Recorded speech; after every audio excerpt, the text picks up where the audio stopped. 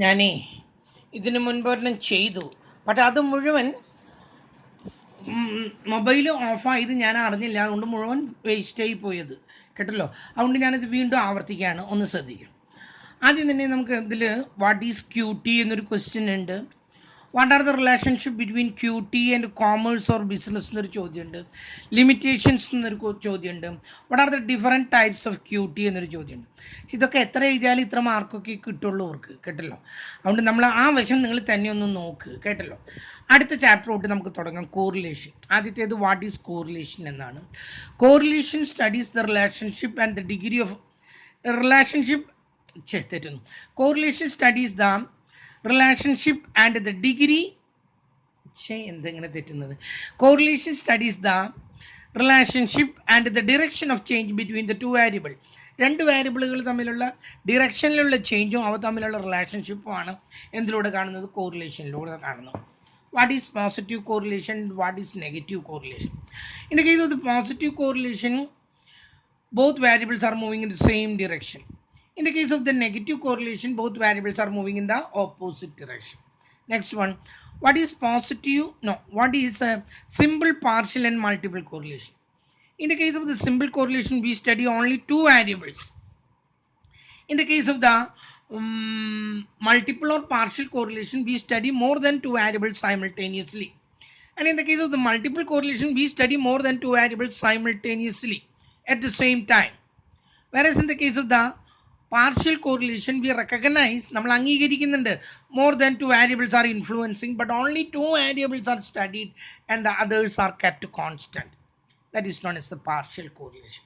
Then next one is linear correlation.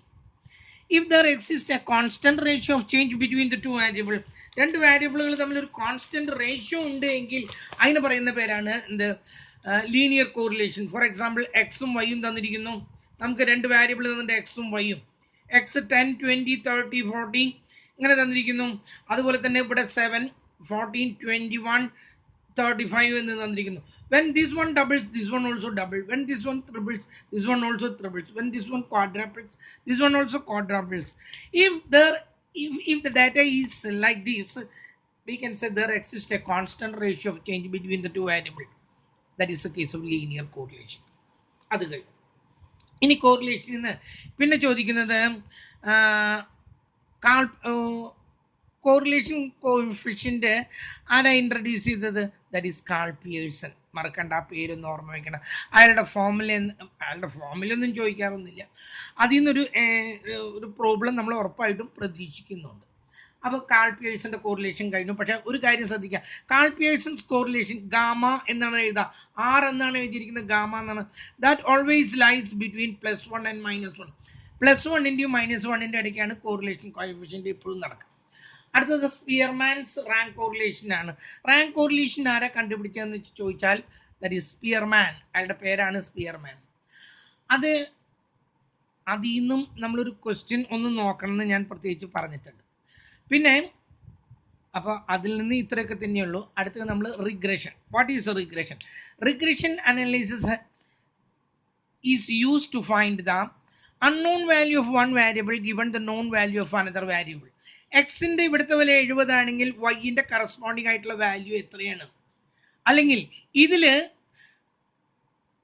49 ആണെങ്കിൽ അതിന് corresponding ആയിട്ടുള്ള എക്സ് എത്രയാണ്? ഇതിനെയാണ്, ഇത് കണ്ടുപിടിക്കാൻ നമ്മെ സഹായിക്കുന്ന സ്റ്റാറ്റിസ്റ്റിക്കൽ ടൂളിനെയാണ് റിഗ്രഷൻ അനാലിസിസ് എന്ന് പറയുന്നത്. And what are the two types of regression analysis? One is regression equation X on Y and other one is regression equation Y on X. ഇനി what are regression lines? Regression lines are the graphic method to study the regression analysis. There are two regression lines. One is a regression line x on y and other one is a regression line y on x. Regression line x on y gives the most probable value of x given the value of y, and the regression line y on x gives the most probable value of y given the value of x. ഇത് തന്നെയാണ് അടുത്തതും പറയാൻ പോകുന്നത്, regression equation. There are two regression equations. One is a regression equation x on y, other one is a regression equation y on x. Regression equation x on y gives the most probable value of x given the value of y, and the regression equation y on x gives the most probable value of y given the value of x. അതും കഴിഞ്ഞു. ഇനി മറ്റൊന്ന് പഠിക്കാനുള്ള scatter diagram. What is scatter diagram? Scatter diagram is the graphic method to study the correlation between two variables. It is a dot chart. അതൊരു dot ചാർട്ടുകളാണ്. That means the corresponding points of X and Y are plotted on a graph paper. Graph പേപ്പറിൽ plot ചെയ്യുന്നു. By looking in to the scatterness or spreadness we can find out whether there exist relationship between the two variable. Okay, അപ്പം regression കഴിഞ്ഞു. ഇനി അറിയേണ്ടത് what is a regression coefficient? There are two regression coefficient. One is bxy and other one is byx.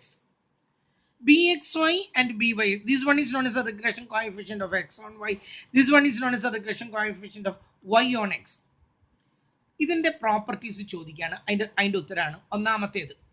It is the correlation coefficient gamma that is the root of the product of these two regression coefficient. ഇതിന്റെ രണ്ടിന്റെയും product എന്ന് പറഞ്ഞാൽ multiplication, product കണ്ടിട്ട് അതിന്റെ root ആണ് correlation coefficient. That is root of B X Y into B Y X. ഇതന്നെ എഴുതി വയ്ക്കാം. അത് സെന്റൻസിലൂടെ പറയാൻ പറ്റില്ലെങ്കിൽ ഒന്നാമത്തേത് gamma is equal to root of B X Y and B Y X. രണ്ടാമത്തെ property, both the regression coefficient should have the same sign, either positive or negative. ഒന്നുകിൽ രണ്ടും നെഗറ്റീവ് ആയിരിക്കണം, അല്ലെങ്കിൽ രണ്ടും പോസിറ്റീവ് ആയിരിക്കണം. മൂന്നാമത്തെ point, this correlation coefficient gamma lies between +1 and -1. Always it lies. If it is greater than 1, our answer is wrong. It should neither be less than 1, -1. -1 ന്റെ താഴെയും പോകാൻ പാടില്ല. അതുകൊണ്ട് one of the regression coefficient always should be less than 1. ഇത് രണ്ടും കൂടി multiply ചെയ്ത് root കാണുമ്പോൾ ഈ കിട്ടുന്ന ആൻസർ +1നും -1നും ഇടയ്ക്ക് കിടക്കേണ്ടതുള്ളത് കൊണ്ട് ഒരെണ്ണം എപ്പോഴും ഒന്നിനേക്കാൾ ചെറുതായിരിക്കണം. ഒരെണ്ണം ഒന്നിനേക്കാൾ വലുതായതുകൊണ്ട് കുഴപ്പമൊന്നുമില്ല. പക്ഷെ ഒരെണ്ണം ഒന്നിനേക്കാൾ ചെറുതായാലേ ഇത് രണ്ടും കൂടി മൾട്ടിപ്ലൈ ചെയ്ത് റൂട്ട് കാണുമ്പോൾ എന്ത് കിട്ടുള്ളൂ? +1ന്റെ താഴെയായിട്ട് കിട്ടുള്ളൂ. അപ്പം അതും പറഞ്ഞു കഴിഞ്ഞു. ഇനി നാലാമത്തെ പോയിന്റ് പറയുന്നത്, the correlation coefficient gamma should have the same sign as that of the regression coefficient. ഇത് രണ്ടും പോസിറ്റീവ് ആണെങ്കിൽ ഇതിന്റെ ആൻസർ എന്തായിരിക്കണം? പോസിറ്റീവ് ആയിരിക്കണം. ഇത് രണ്ടും നെഗറ്റീവ് ആണെങ്കിൽ ഇതിന്റെ ആൻസർ എന്തായിരിക്കണം? നെഗറ്റീവ് ആയിരിക്കണം.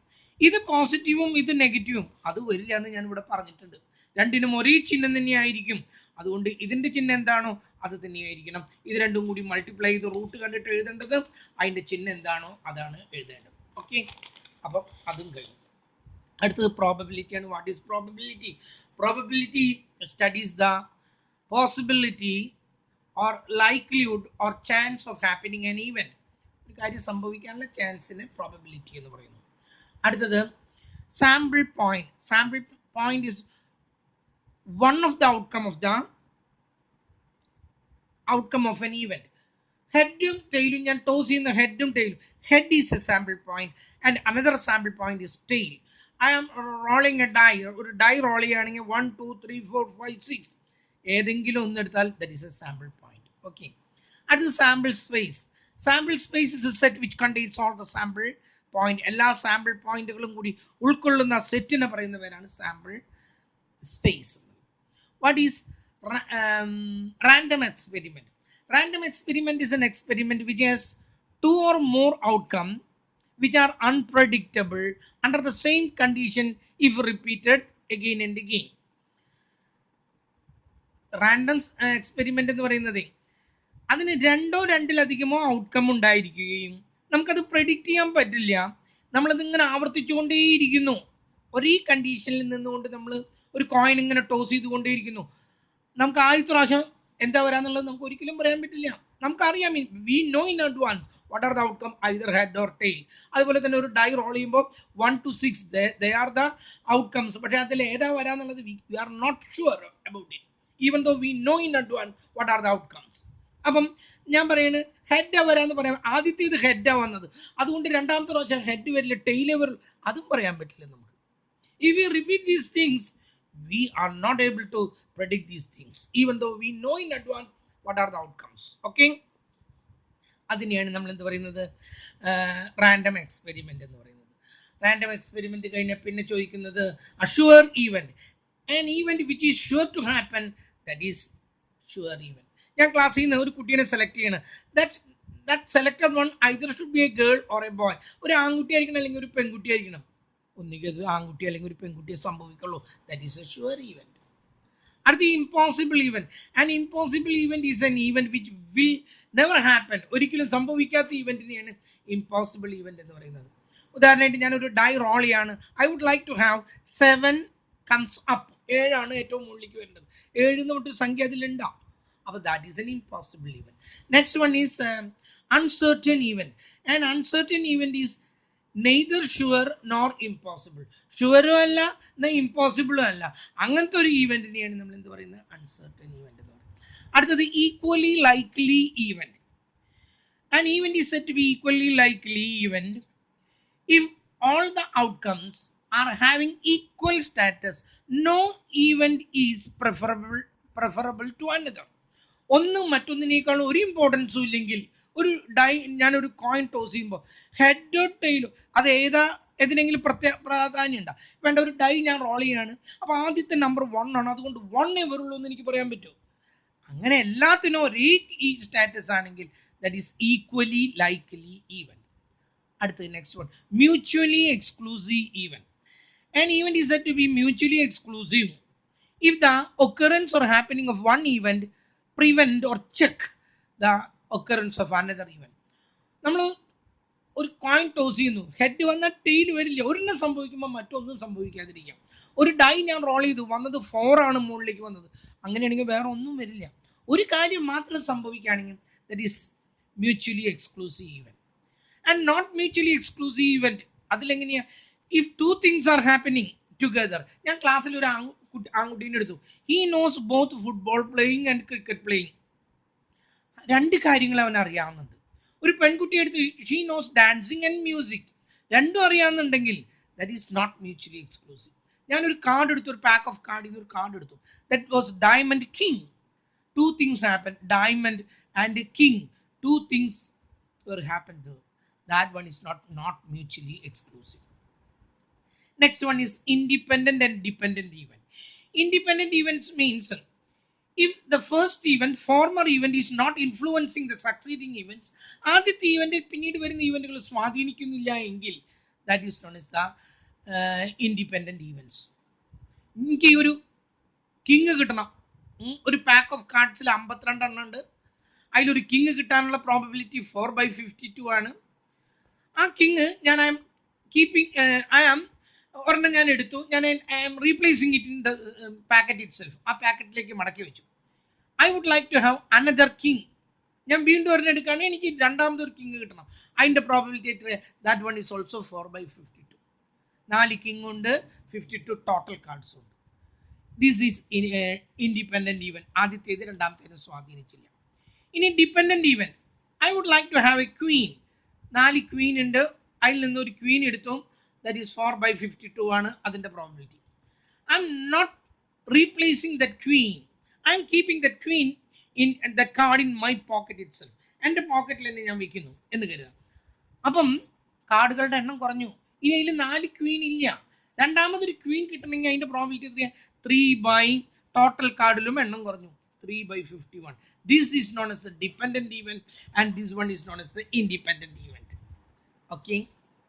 അടുത്തത് theorems of probability. What is additional theorem and what is multiplication theorem? അതിന് മുമ്പ് ഒരു കാര്യം ശ്രദ്ധിക്കുക. or എന്ന് ക്വസ്റ്റ്യനിൽ ഉണ്ടെങ്കിൽ that is meant for addition, അല്ലെങ്കിൽ എന്ന് വന്നാൽ അത് അഡീഷനെയാണ് ഉദ്ദേശിക്കുന്നത്. ആൻഡ് എന്നുണ്ടെങ്കിൽ എന്നുള്ളതാണ്, ആൻഡ് എന്നാണെങ്കിൽ that is meant for multiplication. Okay. അഡീഷനിൽ നമ്മൾ ഉപയോഗിക്കുന്നത് യൂണിയൻ ആണ്. Probability of A union B എന്നാണ് നമ്മൾ ഉദ്ദേശിക്കുന്നത്. എങ്കിൽ മൾട്ടിപ്ലിക്കേഷനിൽ നമ്മൾ ഉദ്ദേശിക്കുന്നത് probability of A intersection B എന്നാണ്. ആദ്യം നമുക്ക് അഡീഷൻ തിയറം നോക്കാം. There are 2 conditions for addition theorem, whether it is mutually exclusive or not mutually exclusive.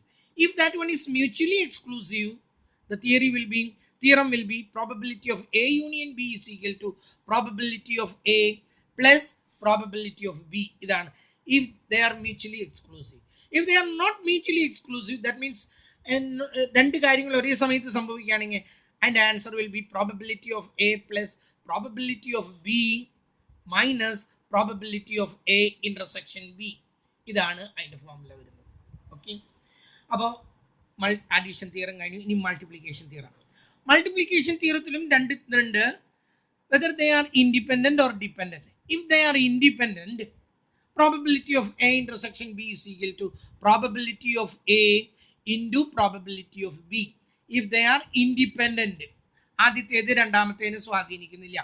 ആദ്യത്തേതും ക്വീൻ ആയിരിക്കണം, കിങ് ആയിരിക്കണം, രണ്ടാമത്തേതും കിങ് ആയിരിക്കണം. 4/52 into 4/52. ആദ്യത്തേത് ആൻഡ് കേട്ടല്ലോ. അങ്ങനെ വരുമ്പോൾ ഇൻറ്റു ആണ്. അപ്പം രണ്ടും ഇൻഡിപെൻഡൻ്റ് ആണ്. അപ്പം 4/52 into 4/50. If they are independent, that means if I am replacing that card. ഇനി if they are dependent, അതായത് ആദ്യത്തേത് രണ്ടാമത്തേനെ സ്വാധീനിക്കുന്നുണ്ടെങ്കിൽ the formula is probability of A into probability of B by A. ഇതാണ് അതിൻ്റെ formula. probability of B by A എന്നൊന്നല്ല പറയാത്, probability of B after happening A സംഭവിച്ചു കഴിഞ്ഞപ്പോൾ ബിക്ക് മാറ്റം വന്നു. ഇതാ ആദ്യത്തെ ക്വീൻ എടുത്തപ്പോൾ 4/52, രണ്ടാമത്തെ ക്വീൻ എടുക്കുമ്പോൾ അത് ഞാൻ റീപ്ലേസ് ചെയ്യാത്ത കാരണം വ്യത്യാസം വന്നിട്ടുണ്ട്, അതാണ് 3/51. ഇതാണ് രണ്ട് തിയറങ്ങൾ. ഇനി പ്രോബബിലിറ്റിയിൽ കുറച്ച് പ്രോബ്ലമൊക്കെ ഒന്ന് നോക്കി വെക്കണം. കുറച്ച് പ്രോബ്ലങ്ങളുണ്ട്, ഞാനത് മറ്റേതിൽ കുറച്ചൊക്കെ കാണിച്ച് തന്നിട്ടുണ്ട് ഇതിനു മുമ്പ് അയച്ച വീഡിയോയിൽ. ഇനി binomial theorem. Who design the binomial theorem? James Bernoulli, മറക്കരുത് അയാളുടെ പേര്. പിന്നെ അതിൻ്റെ ആ ഫോർമുല ഒന്ന് ഓർമ്മ വെച്ചിരിക്കാം. Probability of R is equal to NCR P⁻⁴ എന്നുള്ള ഫോർമുല നോക്കി വെക്കണം. അതിൽ ഞാൻ പറഞ്ഞിരുന്നു ഒരു 8 coins are tossed 256 times. Fit binomial distribution ഉണ്ട്, ഒരെണ്ണുണ്ട്, അതൊന്ന് നോക്കി വയ്ക്കാം. പിന്നെ വരുന്നത് പോയിസോൺ ഡിസ്ട്രിബ്യൂഷൻ ആണ്. പോയിസോൺ ഡിസ്ട്രിബ്യൂഷൻ്റെ ഫോർമുല അറിഞ്ഞിരിക്കണം. Probability of R is equal to E⁻⁻m⁴ അതൊന്ന് അറിഞ്ഞിരിക്കണം. അതാരാണ് ഡിസൈൻ ചെയ്തെന്ന് പറയും? ചാൾസ് എഡ്വേർഡ് പോയിസോൺ എന്നാണ് അയാളുടെ പേര്, ചാൾസ് എഡ്വേർഡ് പോയിസോൺ. അതൊന്നും നോക്കിയിരിക്കണം. പിന്നെ നോർമൽ, അടുത്തത് അത് കഴിഞ്ഞു. അടുത്തത് നോർമൽ. ഇനി പറഞ്ഞില്ലേ ഞാനത്. Binomial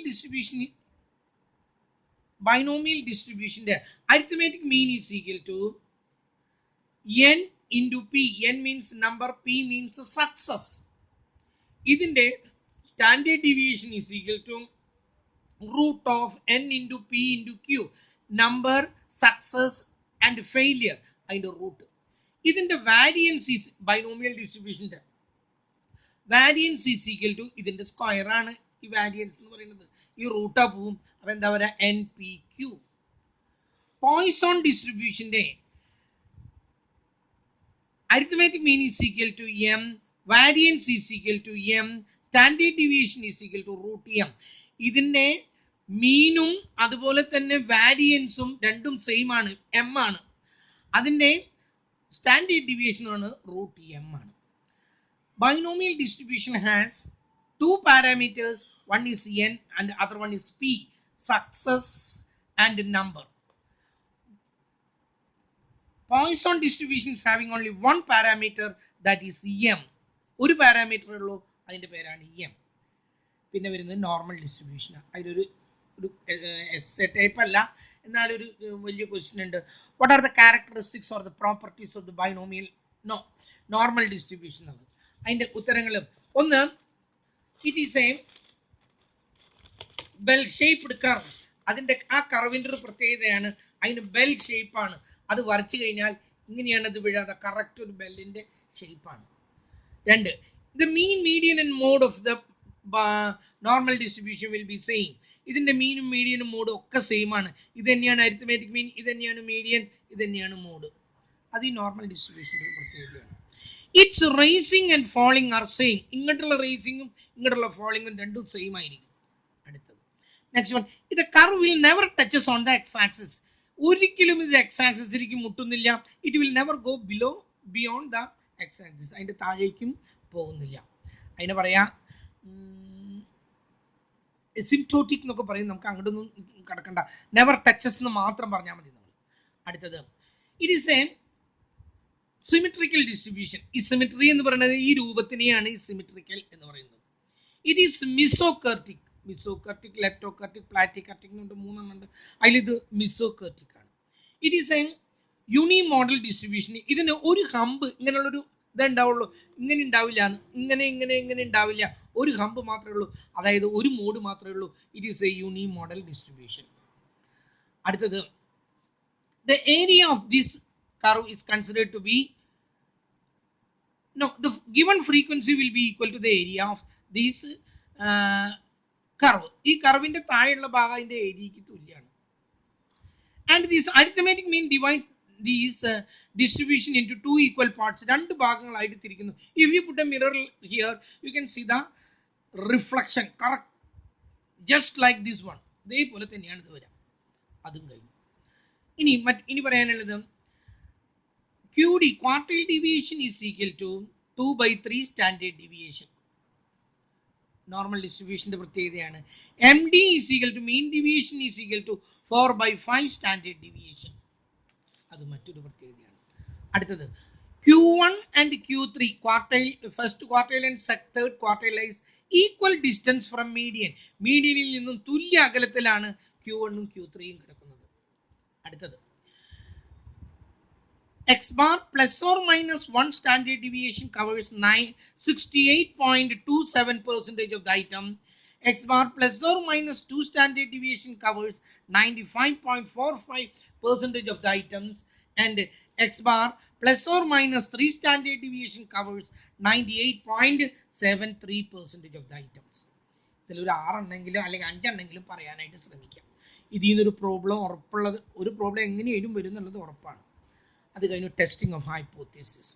what is a hypothesis എന്നൊരു ചോദ്യം ഉണ്ടാവും. A hypothesis is a preposition, a supposition which is to be tested and proved. അത് ടെസ്റ്റ് ചെയ്യണം, പ്രൂവ് ചെയ്യണം, അതുവരേക്കും അതൊരു ഹൈപ്പോത്തീസിസ് ആണ്. ഇനി what are the stages of the steps of the testing of hypothesis. Hypothesis test ചെയ്യുമ്പോൾ ശ്രദ്ധിക്കുക ഏതൊക്കെ സ്റ്റെപ്പുകളാണുള്ളത്. First one is selecting a hypothesis. രണ്ട് ഹൈപ്പോത്തീസിസ് ആണ്, ഒന്ന് നൾ ഹൈപ്പോത്തീസിസും മറ്റൊന്ന് ആൾട്ടർനേറ്റീവ് ഹൈപ്പോത്തീസിസ്. അതൊന്ന് നിങ്ങൾ നോക്കുക, എഴുതി തന്നിട്ടുണ്ടാവും. Number 2, that is deciding the level of significance. Level of significance എടുക്കണം. That is the probable value by which we reject a hypothesis even it is true. ശരിയാണെങ്കിൽ പോലും നമ്മൾ 100% ഒന്നും നമ്മൾ ഉറപ്പ് കൊടുക്കില്ല. ഒരു 95% അല്ലെങ്കിൽ ഒരു 99%, ആ 1% അല്ലെങ്കിൽ 5% ബാക്കിയുള്ളത്, അതിനെയാണ് ലെവൽ ഓഫ് സിഗ്നിഫിക്കൻസ് എന്ന് പറയുന്നത്. അടുത്തത് ടെസ്റ്റ് ക്രൈറ്റീരിയ. ഏതൊക്കെ ടെസ്റ്റുകളാണുള്ളത്? ഒന്ന് സെഡ് ടെസ്റ്റ്, മറ്റൊന്ന് ടി ടെസ്റ്റ്, പിന്നെ ഒന്ന് എഫ് ടെസ്റ്റ്. ഇങ്ങനെയൊക്കെയാണ് ടെസ്റ്റുകളുള്ളത്. അടുത്തത് application of this test. Apply ചെയ്യാണ്. Z is equal to difference by SC. ഇതാണ് ഇതിൻ്റെ formula. Difference means X bar minus mu. ഇതാണ് ഡിഫറൻസ്. SC എന്ന് പറഞ്ഞാൽ സ്റ്റാൻഡേർഡ് എറർ എന്ന് പറഞ്ഞാൽ സ്റ്റാൻഡേർഡ് ഡീവിയേഷൻ ബൈ √n എന്നാണ് പറയാം. വാട്ട് ഈസ് സ്റ്റാൻഡേർഡ് എറർ എന്ന് വെച്ചിട്ടുണ്ടെങ്കിൽ ദാറ്റ് ഈസ് സ്റ്റാൻഡേർഡ് ഡീവിയേഷൻ. ഒരു സംശയവും വേണ്ട, ദാറ്റ് ഈസ് സ്റ്റാൻഡേർഡ് ഡീവിയേഷൻ. ഇത് സാമ്പിളിന്റെ മീൻ, ഇത് പോപ്പുലേഷന്റെ മീൻ, ഇത് തമ്മിലുള്ള വ്യത്യാസത്തിനെയാണ് ഡിഫറൻസ് എന്ന് പറയുന്നത്. Final one is making conclusion, inferences. ഇത് കാൽക്കുലേറ്റ് ചെയ്ത് കിട്ടിയ വാല്യൂ ഉണ്ട്. അതുകൂടാതെ we have to go through the table and find the table value. ഈ ടേബിൾ വാല്യൂ ഈ ബുക്കിലൂടെ നമ്മൾ നോക്കിയിട്ട് ഇതിൻ്റെ ടേബിൾ വാല്യൂകൾ കണ്ടുപിടിക്കണം. ഇതിൻ്റെ ടേബിൾ വാല്യൂ കണ്ടുപിടിക്കുമ്പോൾ ആ ടേബിൾ വാല്യൂ നോക്കാം. if the calculated value, അതായത് ഈ ഫോർമുല അപ്ലൈ ചെയ്ത് കിട്ടുന്ന value, if it is greater than the table value, less than the table value, we accept null hypothesis. H not എന്ന് എഴുതാം. null hypothesis നമ്മൾ സ്വീകരിക്കുന്നു. if the calculated value is greater than the table value, we accept the alternative hypothesis. H1 നെ നമ്മൾ accept ചെയ്യുന്നു. അതാണ് ഈ ബുക്കിൽ നോക്കിയിട്ട് നിങ്ങൾ കാണുന്നത്. ഇനി what is type 1 error and type 2 error? In the case of the type 1 error, we reject a null hypothesis even it is true. ശരിയായിട്ട് പോലും ഒരു null hypothesis നെ റിജക്റ്റ് ചെയ്യേണ്ടി വരുന്ന ഗതികേടിനെയാണ് നമ്മൾ എന്ത് പറയുന്നത്? type 1 error എന്ന് പറയുന്നത്. what is type 2 error? accepting a null hypothesis even it is false, even it is wrong, not right. തെറ്റായ ഒരു ഹൈപ്പോത്തിസിസിന് സ്വീകരിക്കേണ്ടി വരാം. അതിനെയാണ് നമ്മൾ എന്ത് പറയുന്നത്? ടൈപ്പ് 2 എറർ എന്ന് പറയുന്നത്. What is a sample size? There are two sample size, large and small. If the number of the sample is 30 or above, that is known as a large sample. If it is less than 29 or less than 29, that is known as a small sample. അതും കഴിഞ്ഞു. അതിലെ കുറച്ച് പ്രോബ്ലങ്ങളുണ്ട്, ഞാനത് കഴിഞ്ഞ വീഡിയോയിൽ തന്നിട്ടുണ്ട്, അതൊക്കെ ഒന്ന് നോക്കാം. പിന്നെ അത് കഴിഞ്ഞ് ഇങ്ങനെ പോകുന്നാൽ പിന്നെ വരുന്നത് എന്താണ്, പിന്നെ വരുന്നത് ഇതാണ് കൈ സ്ക്വയർ ടെസ്റ്റ്. ഈ ടെസ്റ്റുകളിൽ സെഡ് ടെസ്റ്റിലൊക്കെ ഇതിൻ്റെയൊക്കെ ഒരു പ്രത്യേകത, we will be given parameters. Parameter means x bar, median, standard deviation, variance, number. These are known as the parameter.